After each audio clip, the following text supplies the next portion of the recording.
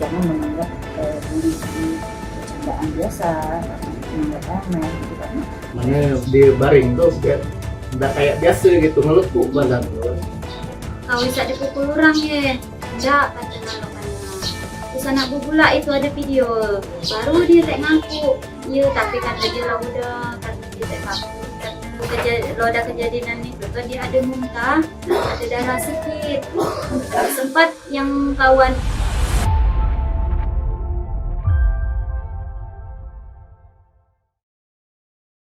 Kasus pembulian yang menimpa salah satu siswa perempuan di Manggar, Belitung Timur, kini tengah menghebohkan di media sosial.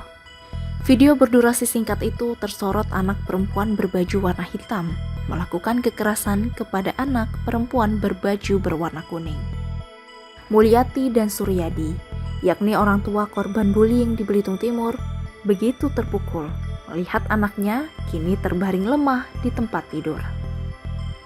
Ia tak menyangka anak sulungnya itu akan menjadi korban perundungan oleh teman sekolahnya. Bagi mereka, melihat dalam video anaknya dipukuli dan disiksa menjadi momen tak terlupakan dalam hidupnya. Anak yang mereka besarkan dengan penuh kasih sayang itu harus mengalami trauma mendalam atas kejadian pembulian yang menimpanya di usia ke-15 tahun. Korban dan orang tua mengaku tak menyangka kesalahpahaman hal sepele menjadi pemicu terjadinya kekerasan fisik itu. Kini, korban tengah berada di rumah untuk menjalani proses pemulihan. Ia mengalami memar di dekat telinganya, sakit bagian leher dan dada, kepala, dan daerah lutut. Orang tua korban sempat menyampaikan, sang anak sempat muntah yang disertai mengeluarkan sedikit darah. Atas kejadian itu, Polres Belitung Timur langsung melakukan mediasi dengan melibatkan keluarga korban, pelaku, pihak sekolah, Dinas Pendidikan Kabupaten Belitung Timur, Unit PPA Polres Belitung Timur, dan mediasi juga didampingi oleh Komnas Perlindungan Anak Provinsi Kepulauan Bangka Belitung dan psikolog klinis. Baik, selamat siang Tribuners dan sahabat Pos Belitung. Saya Yunita Karisma, reporter Pos Belitung, saat ini sedang berada di kediaman rumah korban pembulian yang baru saja terjadi di Kabupaten Belitung Timur. Dan saat ini saya sudah berada di rumah bersama bapak dan ibu dari korban. Langsung saja kita akan tanya bersama bagaimana kronologi dan lainnya. Baik, selamat siang Ibu, Bapak. Ibu, mungkin boleh diceritakan Bu, awal mula terjadinya pembulian ini pada anak Ibu dan Bapak. pertama kan anak aku tuh ada acara 17-an di belakang, terus dia belek dari kawannya dan dia pergi, terus dia belek yang kedua kali ya dia pergi pakai ketangin series warna biru orang dua, jadi dia tuh gandeng 3. Aku pikirnya cuman dia tak nak nganyau kan, jadi tidak terlalu banyak tanya deh aku, cuman yang aku dengar yuk lah kata anak aku deh. Terus dia tuh sekitar jam 4:30 balik tuh biasalah baring, tidak ada misalnya nak nyebut tuh aku tuh isak dibeli orang atau apa, tak ada. Cuma nanti kami ni tahu video tuh dari anak buah di belakang sekitar jam 6 lewat. Tuh ada maghrib kayak gitulah. Ketika anak pantas beda kayak sehari-hari dia kan tahu kan kadang kalau anak itu tuh. Nah, waktu di balik tuh ada dia langsung masuk ke kamar gitu kan. Posisi dia itu langsung masuk. Mana dia baring tuh kayak nggak kayak biasa gitu ngelukuk badan tuh kan. Menahan sakit. Ada apa? Aku aja ada sempat apa gitu. Nggak kayak biasa gitu. Terus nggak lama lepas maghrib itu ada saudara dari belakang kan mengantar video ini kan itulah, jadi langsung Kami tanya kau sebisa dipukul pikir dek kan tadi berjalannya pikir aku teh sekali di timur dia baring teh. Kami tanya kau bisa dipukul orang ya? Enggak, kata ngalokannya. Usah nak bubula itu ada video. Baru dia tak ngaku. Ya, tapi kata dia lah udah karena dia tak takut karena atau misalnya dia tak nyebutkan kami kan orang tua, dia di rumah sebulan, nak dia nu lagi. Jadi itulah kami tak pergilah ke rumah yang si pelaku nanyakan kawan dekat dia teh, kalau dia aku benar tak dikasih orang kawan itu maksud aku di situ tak jelaskan. Nama video tak terlalu aku nengok karena anak aku digigit teh. Jadi aku tanyakan kawan, dia tu ndak ngaku kawan dekat teh. Kata aku baru datang. Jadi itulah kami teh secara keluarga karena kami ndak istilah ndak terima lah anak aku diperlakukan kayak gitu. Kami ngelaporlah ke Polres kan, mari pengaduan bahwa anak kami dibully. Jadi setelah dari itu kan diproses terus divisum. Divisum tuh memang tidak istilah luka serius, misal luka berdarah banyak atau kayak apa, ada di dekat kupingnya ada biru, ini lehernya sakit, ada kepala bagian ini kentong kalau berjalannya berbunyi tempurung ini terus dia tuh waktu loda kejadian itu tuh dia ada muntah, ada darah sedikit, sempat yang kawan yang teh mari minum kan dia teh malahan yang pelaku teh memang nyebut memang muntah, ada keluar darah kan, diberi dia minum enggak tuh. Berarti nambah jelas lah kata gue memang benar lah, berarti dia pikir karena kan nggak nambah-nambahan gitu. Saya jadi concern lah kata gue, yang sampai gimana gitu kan, Ada yang serius kan? dia takut ada yang serius kan karena ada darah mana dia kesakitan kan lagi kayak sekarang kan posisi dia sakit bagian ini, kalau sakit ke kepala, mata, mira gitu macam orang nangis. Mana itu agak teringat lah kalau dia nangis kan, kalau teringat mungkin kejadian itu tuh. kondisi dia pun sebenarnya dari segi badannya kan tahu sendiri kan, itu dari umur 1 tahun sampai 6 tahun itu keluar masuk rumah sakit. Jadi 11 tahun kemarin yang terakhir itu masuk 5 kantong minta donor darah. Jadi dia kan ada paru-paru ini. Makanya kurasa di dada itu teh.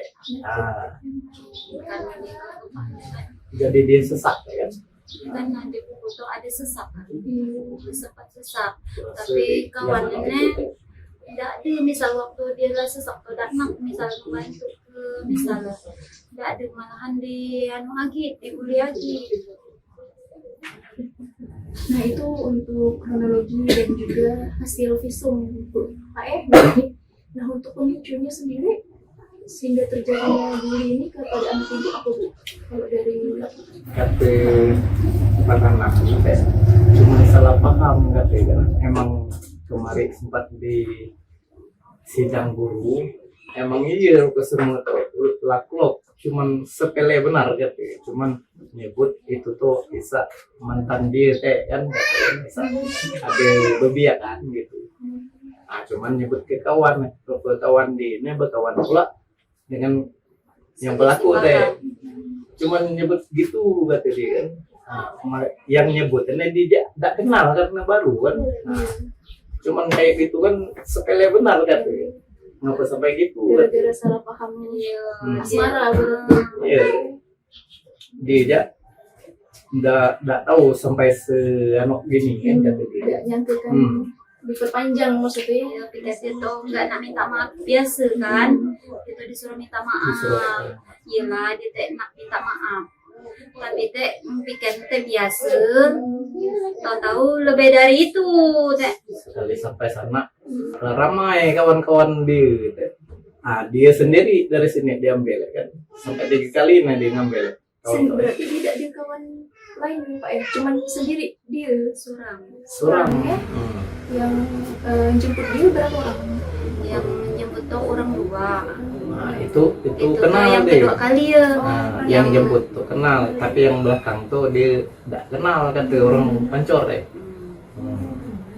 SD lain kan? SMP lain. Perasaan ibu bapak melihat anak jadi korban pembunuhannya seperti apa Pak? Jiwa kesal. Istilah Tidak terima lah. Anak-anak gitu kan. Kemarin sempat mediasi dengan yang lain, Polres, pihak sekolah, dinas pendidikan dan lainnya. Kalau dari ibu bapak seperti apa responnya, tanggapannya setelah tadi mediasi? tanggapan istilah maksudnya Eh, setelah di mediasi kemarin kan pernah ketemu dengan Polres, Iya. kan dengan Komnas dan lainnya, mediasi untuk jadi dari situ aku ngomong nggak terimaan, jangan sampai di hari kayak siapa pula, karena kejadian ini kan emang benar kayak semalam teh yang kan kesini emang bisa joa kata kan. Nah, jangan sampai siapa gitu maksudnya. Tapi kan udah kerap kejadian ini kan, maksudnya bisa terulang lagi. Pak, mungkin dari Bapak dan Ibu ada pesan yang ingin disampaikan ke masyarakat? Ya, mungkin pesan ini saya berharap untuk kedepannya jangan sampai terulang kembali kejadian seperti ini lagi. Jadi maksudnya mohon diadili, diproses dengan seadil-adilnya sampai tuntas. Baik, itu tadi Tribuners wawancara bersama kedua orang tua dari korban bullying yang terjadi di Kabupaten Belitung Timur. Saya Yunita Karisma melaporkan dari Belitung Timur. Terima kasih. Baik Tribuners dan sahabat Pos Belitung, saya saat ini sudah bersama Ibu Imelda Handayani selaku Ketua Komnas Perlindungan Anak Provinsi Kepulauan Bangka Belitung. Selamat pagi Ibu. Ini Kak. Ibu, mungkin kita langsung saja ya Bu ya. Ini sedang marak sekali, gencar di media sosial ini sudah tersebar video pembulian yang terjadi di Manggar, Belitung Timur. Dari Ibu sendiri ini seperti apa sih Bu tanggapannya? Jadi kami dari Komnas Perlindungan Anak itu terus terusan miris ya Pak ya, miris, sedih gitu, karena di Belitung Timur sendiri sebenarnya kasus bullying ini sudah, yang terakhir kan sudah cukup viral ya, yang ada anak yang harus menderita cedera karena temannya narkosi, itu kan cukup viral ya, sampai juga Pak Kapolda dari Provinsi Kepulauan itu ikut tangan. Nah hari ini kejadian lagi gitu ya kemarin. Nah tanggapan kami tentu saja menyayangkan gitu, kejadian ini harus terulang kembali. Nah tapi yang bisa kami lakukan adalah ya sebagaimana orang tua, sebagaimana juga penggiat anak, kami bertekad ini harus diselesaikan, harus didampingi, karena bagaimanapun anak-anak ini dalam masa yang memang sedang butuh perhatian. Mereka sedang mencari jati diri, mereka kadang-kadang tidak tahu apa yang dilakukan ini beresiko gitu ya, harus mereka menanggung konsekuensi dan lain sebagainya. Jadi kami dalam hal ini bersikap netral, fair, dalam arti kami melindungi semua anak-anak, baik itu dia sebagai korban, pelaku maupun saksi-saksi. Nah untuk dari Ibu sendiri selaku Komnas PA ini, perlindungan atau pendampingan seperti apa sih Bu yang diberikan kepada korban, anak, dan saksi-saksi?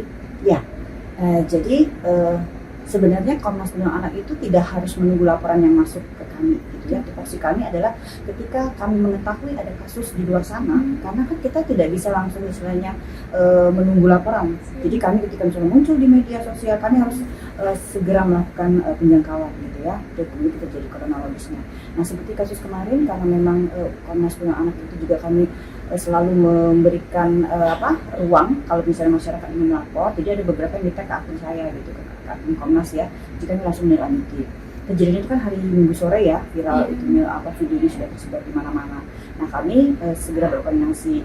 Alhamdulillahnya karena memang kami selalu memberikan keberadaan Komnas, jadi banyak informasi yang masuk Kak. Jadi Bu, ini anaknya ini gitu ya, kronologisnya kurang lebih seperti ini gitu kan. Jadi kami sudah dapat informasi awal sebenarnya. Nah, kemudian kami juga mengetahui bahwa pihak kepolisian dalam hal ini unit PPA Polres Belitung Timur itu gercep ya, langsung dia merespon dan kami tahu dia langsung mendatangi rumah korban. Akhirnya saya juga koordinasi dengan unit PPA Polres karena dia memang mereka juga mitra dari kami. Kami menanyakan apa yang sudah dilakukan. Jadi hari Senin itu difasilitasi oleh Polres Belitung, dipimpin oleh Kasat Reskrim Bapak Rio. Kami melakukan mediasi gitu ya, jadi dengan memanggil semua yang terlibat di situ. Jadi anak-anaknya, kemudian juga ada psikolog klinis kemarin, ada Bu Meli, kemudian guru BK, karena ini melibatkan 3 sekolah ya, 3 sekolah menengah pertama. Kemudian juga ada dari ketua komite, saya kemarin itu juga ada dari guru yang memang melakukan pendampingan untuk anak-anak. Dinas terkait apakah juga hadir, Bu? Dinas terkait kemarin dinas pendidikan itu memang di mediasi itu tidak hadir, tetapi yang saya tahu dapat informasi dari Pak Dedi kemarin bahwa mereka hari Senin pagi itu mereka langsung kunjungan ke sekolah, langsung kunjungan ke sekolah ya, ke 3 sekolah itu. Jadi mereka tidak hadir pada saat mediasi, tapi mereka sudah mengambil langkah gitu. Dan kebetulan memang saya juga tergabung di dalam Satgas TPPK. Tim Pencegahan Penanganan Kekerasan di Sektor Pendidikan. Jadi cukup mewakili dan saya juga memberikan sedikit informasi kepada Dinas Pendidikan. Baik Bu, untuk tindak lanjut dan prosesnya ini sekarang udah di tahap apa Bu? Iya, jadi gini, untuk kasus ini pertama adalah kemarin saya menanyakan dengan pihak Polres PPA bahwa sudah dilakukan pemeriksaan terhadap 8 orang anak yang menjadi saksi, gitu ya. Karena begini, kemarin ketika mediasi memang maksudnya mereka pinginnya damai gitu ya, tetapi orang tua dari korban itu menolak. Artinya mereka memaafkan perlakuan, tetapi mereka tetap beri keinginan agar ini tetap dilanjutkan proses hukumnya. Gitu.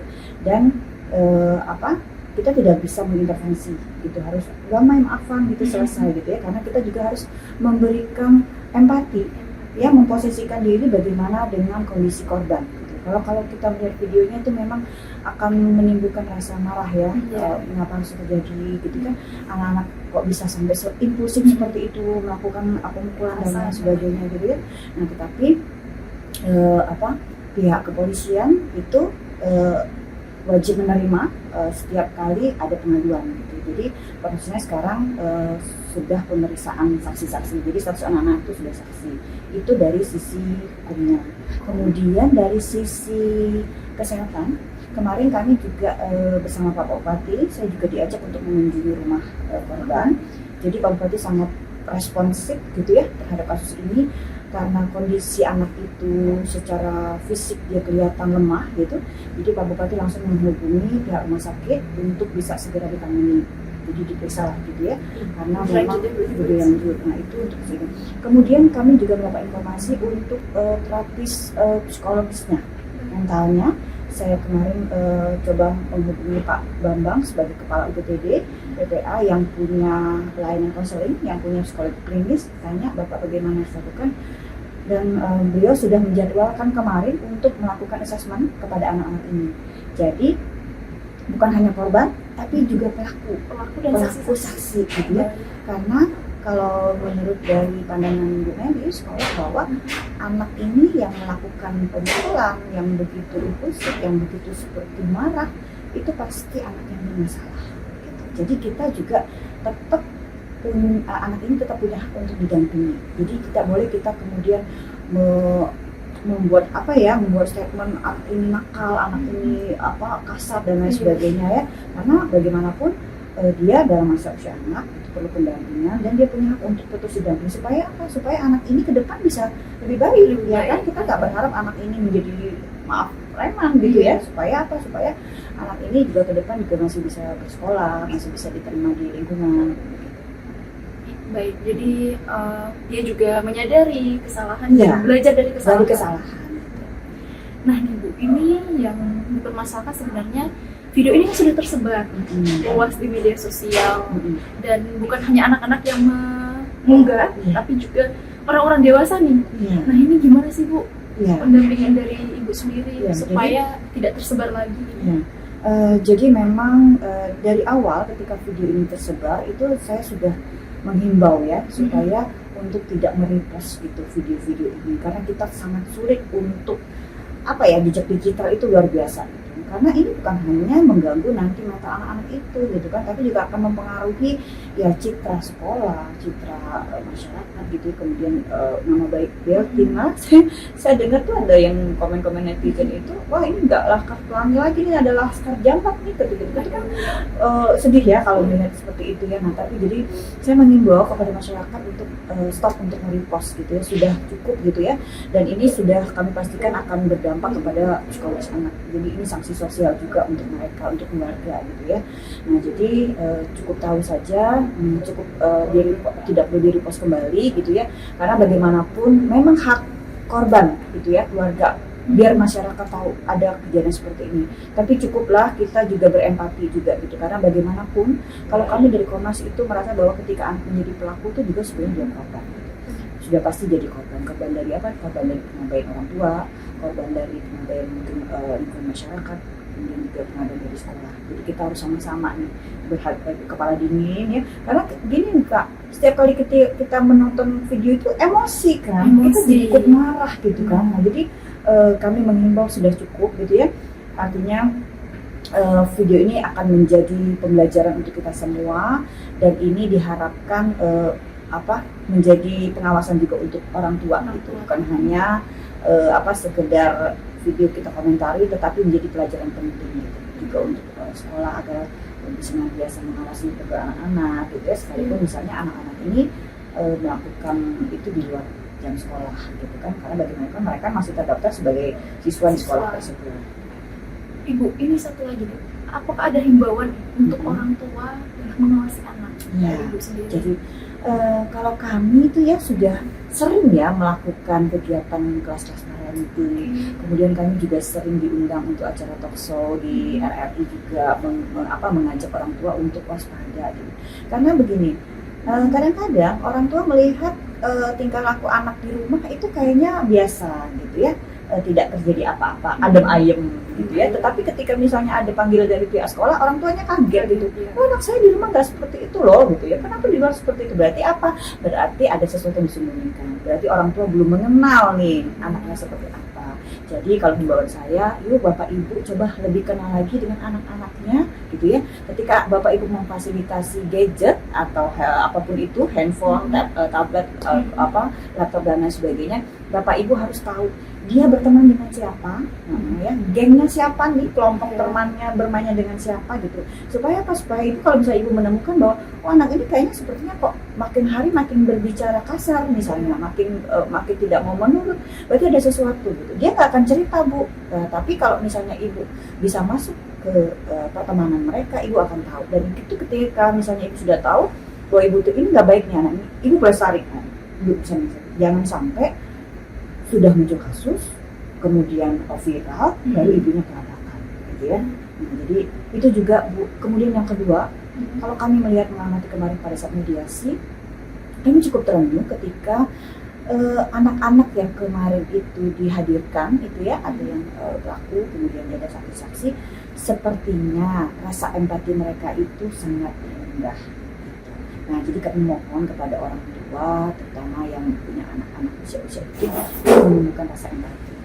Jadi kita memposisikan diri bagaimana kalau misalnya anak kita digitukan, apa yang harus kita lakukan gitu kan, bersikap yang menunjukkan rasa empati, rasa penyesalan. Nah itu mungkin PR besar untuk kita semua, para orang tua ya, supaya jangan menganggap bullying ini bercandaan biasa, menganggap remeh gitu, karena kasus bullying ini sudah semakin kasusnya juga sudah semakin berat ya, kemudian semakin banyak, bahkan terakhir kemarin juga di Provinsi Babel ini yang dari Mentap ya, ada anak laki-laki sampai di IGD kan, karena itu juga kan, karena bullying juga yang kami dengar ya, walaupun kami belum tahu proses kronologisnya, tapi disampaikan oleh orang tua korban itu bahwa anaknya itu dibullying.